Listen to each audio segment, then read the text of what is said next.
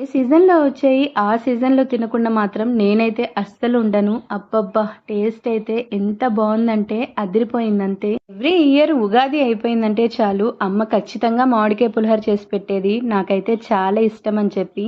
ఇంక ఈ ఇయర్ తనకి హెల్త్ బాలేదని చేయలేదు. ఇంకా ఆ చాయిస్ అయితే నేను తీసేసుకొని వాళ్ళ కోసం అయితే నేను చేసేస్తున్నాను. నేను చేయడం మాత్రం ఇదే ఫస్ట్ టైమ్ అనమాట. ఫస్ట్ టైమ్ అయినా కూడా టేస్ట్ అయితే చాలా అంటే చాలా బా వచ్చింది.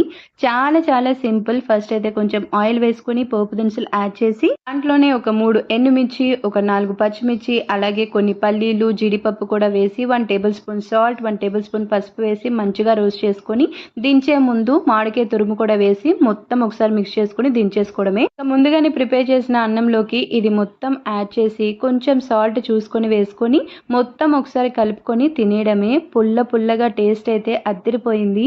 తప్పకుండా ట్రై చేయండి. వీడియో నచ్చితే చిన్న లైక్ ఇవ్వచ్చు కదా.